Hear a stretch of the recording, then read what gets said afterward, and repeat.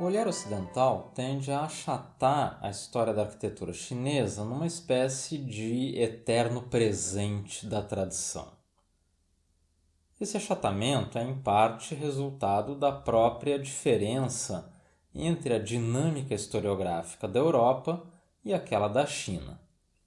Enquanto a teoria da história, e sobretudo da história da arte na Europa, enfatiza a mudança e a sucessão de estilos, o pensamento histórico e antiquário chinês enfatiza a continuidade e a constante reatualização do legado tradicional.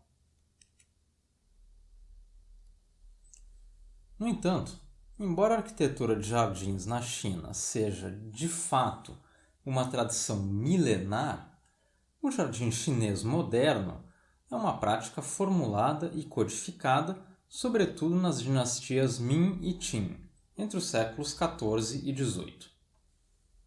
Essa codificação, por sua vez, se inspira no ideal erudito dos séculos XI a XIII, que celebra o jardim como suporte estético para o recolhimento intelectual e artístico.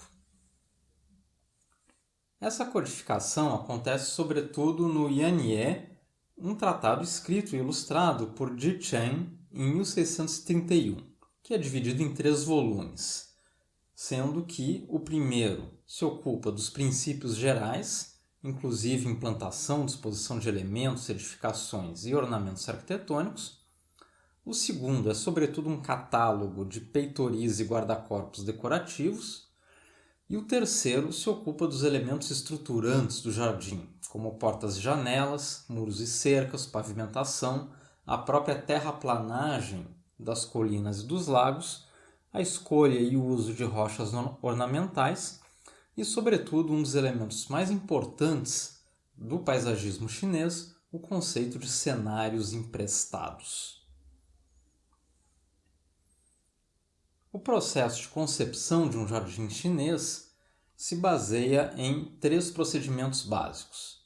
A adaptação ou terraplanagem para formar colinas e lagos, o empréstimo ou aproveitamento de vistas externas ao próprio jardim e a acomodação ou disposição das construções no jardim e formação de percursos. Assim como várias outras tradições paisagísticas pelo mundo, o jardim chinês moderno é uma representação controlada da natureza. Ele parte de uma terraplanagem concebida para expressar o contraste entre montanhas e água, ou shanshui, uma expressão que se refere inicialmente à pintura de paisagem e só depois vai ser aplicada à arte paisagística. Usando as colinas naturais e artificiais e os lagos e tanques de água como base, o jardim chinês é completado com plantio de arbustos e árvores, com rochas ornamentais e com elementos edificados. Essas construções podem ser tanto pavilhões habitáveis quanto muros com janelas para enquadrar vistas, ou ainda miniaturas arquitetônicas.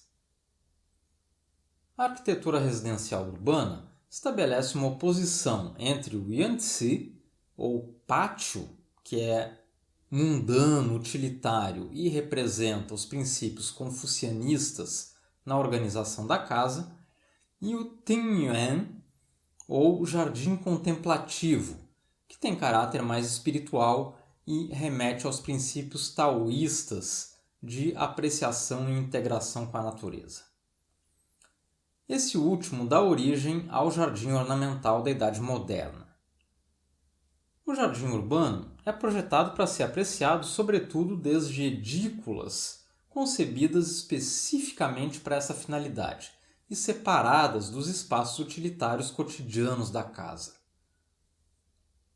Essas edículas são, sobretudo, escritórios ou ateliês de pintura ou ainda salões de banquete, assim como nos triclínios voltados para os jardins na Roma Antiga. O jardim chinês está associado, pelo menos desde o século X, à pintura e à poesia. Esses são os 3 polos da experiência estética teorizada na China. a pintura representa cenas memoráveis, a poesia traduz essas cenas em versos e o jardim, por sua vez, recria essas cenas em 3 dimensões. Mas para além de ser uma representação paisagística da pintura, o jardim também cria cenários que servem de inspiração para novas pinturas e poesias. Esses valores estéticos, por sua vez, dizem respeito ao ideal de independência intelectual e política da elite letrada com respeito ao poder imperial. O Zhanlantin, ou Pavilhão das Vastas Ondas, em Suzhou, um dos mais antigos jardins ainda preservados, foi criado por Su Zimei como um retiro pessoal no ano de 1045. Su era um administrador que caiu em desgraça e o jardim representa sua autonomia ideológica e também, claro, econômica. A reclusão do espaço reforça o universo interior do intelectual. Os pórticos são murados do lado de fora, restringindo as visuais para o exterior. O centro da tradição paisagística chinesa está no sudeste do país, principalmente nas cidades de Suzhou e Hangzhou. O clima úmido e ameno dessa região permite criar jardins perenes, com água corrente em abundância. Por causa da configuração pitoresca criada pelo percurso serpenteante e pela delimitação de cenas, é difícil reconstituir o aspecto visual do jardim chinês a partir de uma planta baixa ou, reciprocamente, traçar uma planta de conjunto a partir de uma sequência de vistas. Mesmo um jardim suburbano de tamanho médio, como o chamado Jardim do Mestre das Redes em Suzhou, tem uma variedade de vistas e de percursos. Esse jardim, projetado por Shi Zhongzhi em 1140, exemplifica a distinção clara entre o partido axial da residência, com a sua sequência de pátios utilitários, e a sua concepção confucianista, e a configuração pitoresca do paisagismo que remete ao pensamento taoísta. A lógica de composição de um jardim como esse é estabelecer uma sequência de vistas que se cruzam e criam cenários variados em sucessão. Os jardins chineses da era moderna seguem, segundo Steinhardt, um conjunto de 5 princípios de composição: percurso serpenteante, visuais delimitadas por massas de rochas ou vegetação, portas e janelas usadas para direcionar a vista, uso de contrastes e o jardim trabalhado como alegoria ou empréstimo de paisagens ou vistas específicas do mundo exterior. Esses princípios estão ilustrados no chamado Jardim do Humilde Administrador, em Suzhou, projetado por Wang Xianchen em 1513. Esse jardim é mais um exemplo de retiro construído por um alto funcionário caído em desgraça ou aposentado, dependendo do ponto de vista. Nesse lote amplo e suburbano, os caminhos atravessam várias vezes os lagos. Esses lagos e os montes são, em parte, resultado da terraplanagem, aproveitando as características naturais do terreno. Num primeiro momento, as margens dos lagos são simplesmente aterradas, usando a vegetação para estabilizar o solo. Mais adiante, elas vão ser trabalhadas com rochas ou estruturas. As passarelas geram um percurso em zigue-zague, lento e contemplativo, que alterna entre episódios de vistas restritas e amplas. Os caminhos percorrem, na sua maior parte, o perímetro do jardim. Isso ajuda a multiplicar as vistas da paisagem e a dar maior profundidade às perspectivas. Os pórticos cobertos são delimitados do lado de fora por muros que reforçam a reclusão do ambiente e controlam a direção das vistas.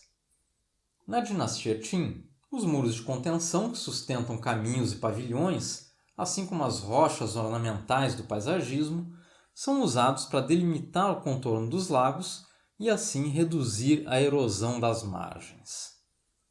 O empréstimo de vistas é o princípio fundamental do paisagismo chinês. Ele articula o microcosmo interior do jardim com o mundo exterior, sem comprometer a privacidade desse espaço interior. No Jardim do Humilde Administrador, esse empréstimo de vistas ocorre em várias ocasiões, tanto de vistas próximas, como a própria residência do proprietário, como em vistas mais distantes.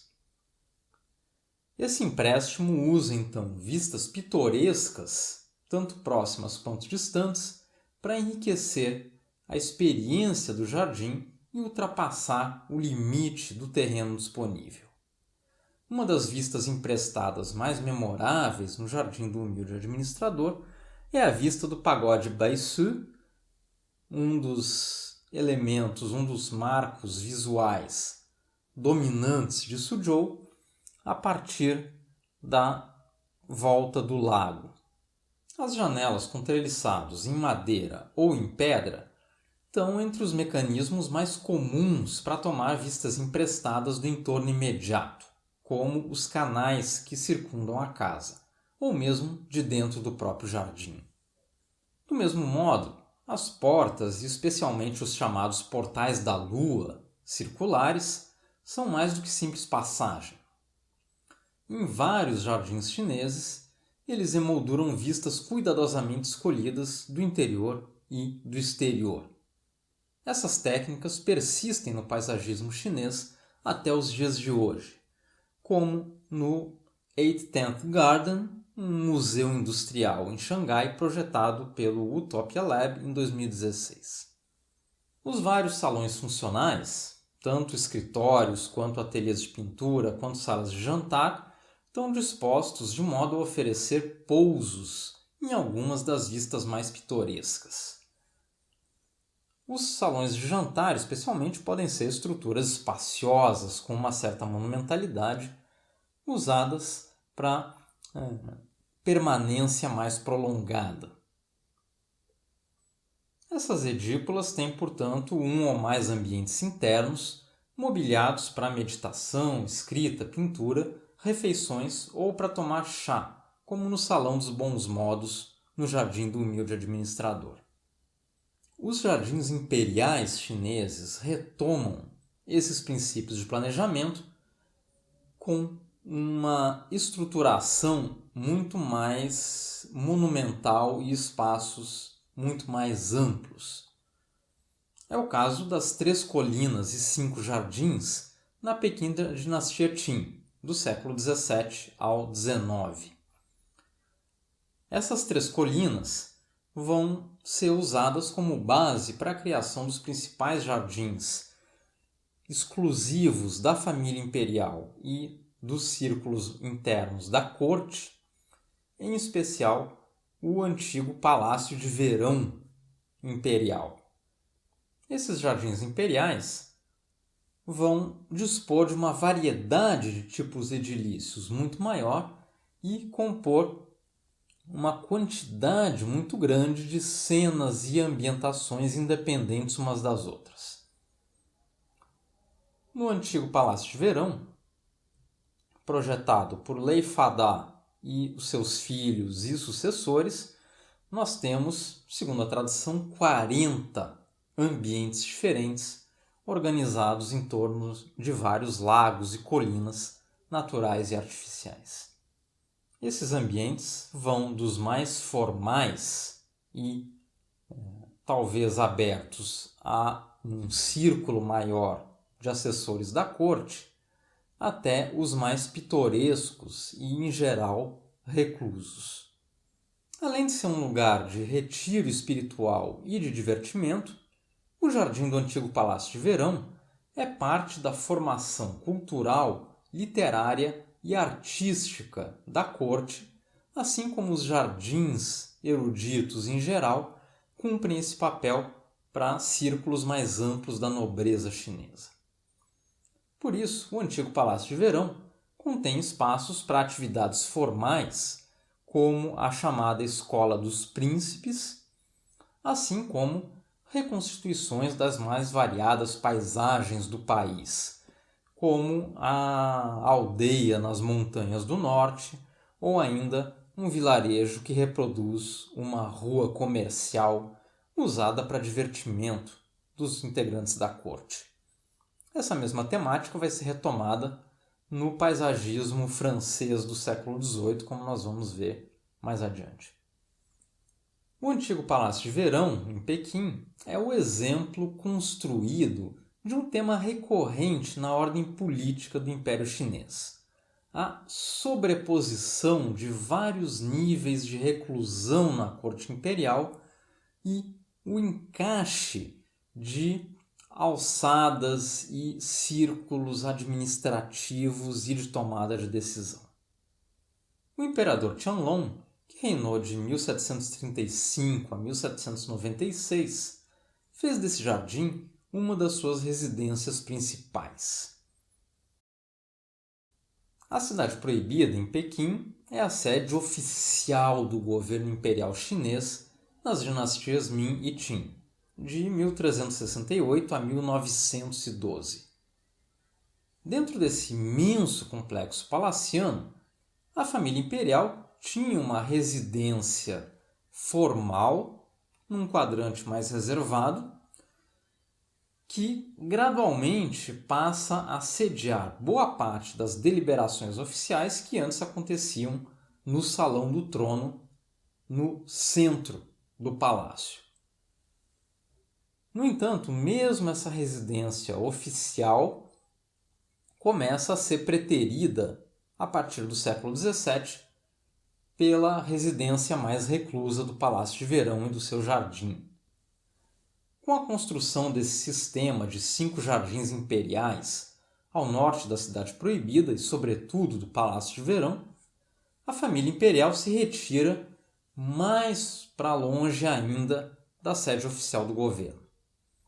A construção de salões de audiência junto ao acesso principal do Palácio de Verão demonstra que as principais decisões políticas do século XVIII têm lugar não mais no Salão do Trono e nem na residência formal da família imperial dentro da Cidade Proibida, mas nessa residência imperial dentro do jardim.